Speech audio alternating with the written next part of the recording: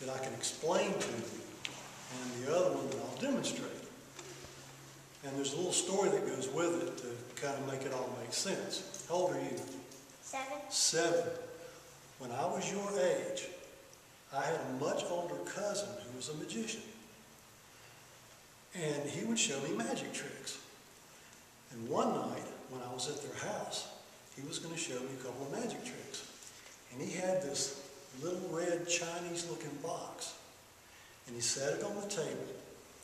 And he said, now watch. He opened the front doors, and there was nothing in the box. And then he closed the doors, and he took a magic wand, and he waved it in the air, and he tapped the top of the box. And then he opened the top of the box, and he started pulling out yard after yard after yard of all kind of different colored scarves. Just tons of them, just kept pulling them out, pulling them out, pulling them out. And I thought, where in the world are all those things coming from? And he had this big pile of scarves. Well, he closed the top, he opened the front again, and the box was still empty. Well, he closed the front doors on it, and he put it away. And then he showed me another trick. It was something that looked like a window. It was a frame, a big frame, with a solid piece of glass in it. And he handed it to me, and it was about that big. And I looked at it, and I said, okay. And he took it back. And then he took a playing card, and he put one on each side of the glass. And then he took this big needle with a long ribbon connected to it, and he stabbed it right in the middle of the cards, and it went all the way through the glass. And then he pulled it through. All the scarves came with it. And I just sat there with my eyes wide open, because I wondered, how in the world did he push that needle through that glass? And then he took the playing cards off, and he handed it to me, and I looked at it, and the glass wasn't broken. It was all still one piece. Now, the story that goes with this is many years later, after my aunt and uncle and everybody that lived in the house, my 2 cousins, for various bad reasons passed away. And one day, I went over to their old dilapidated house to look around.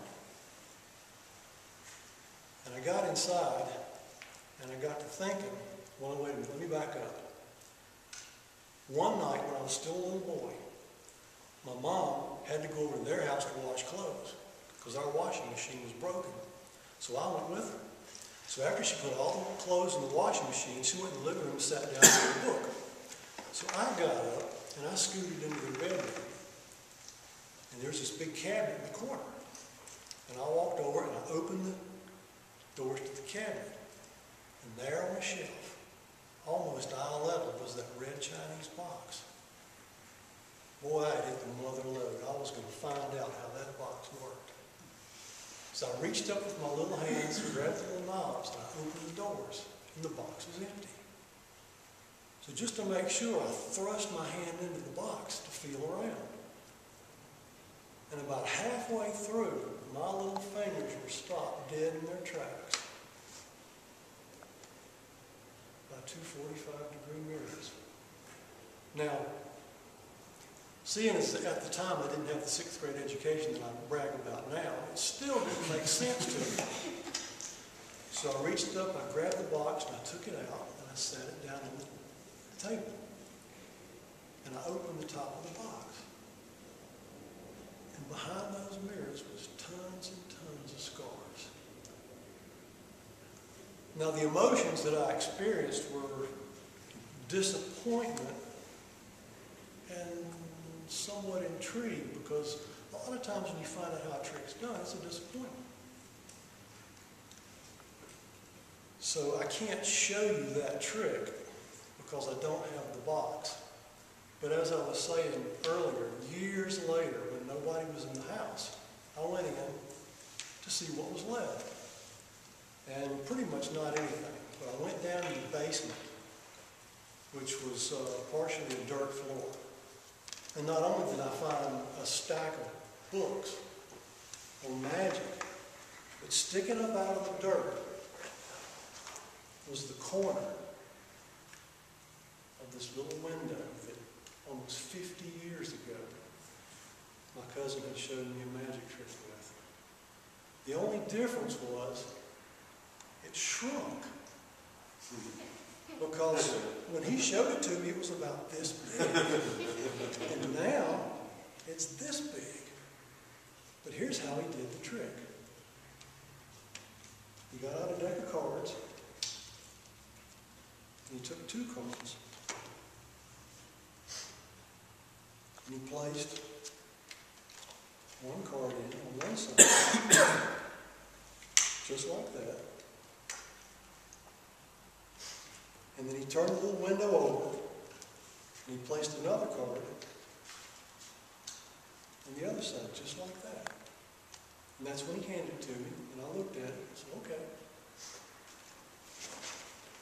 And since I don't have his mystical needle with the ribbon on it, I'm going to use a number 2 pencil. And he took that needle, and he pushed it into the card, harder and harder.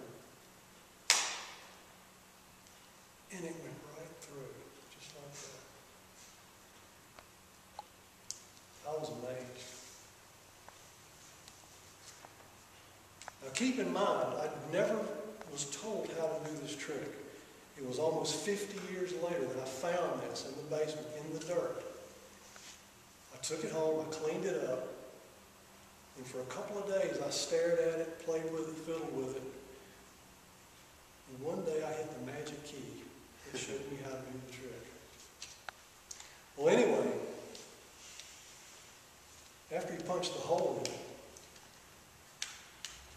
he took the cards and pulled the cards back out.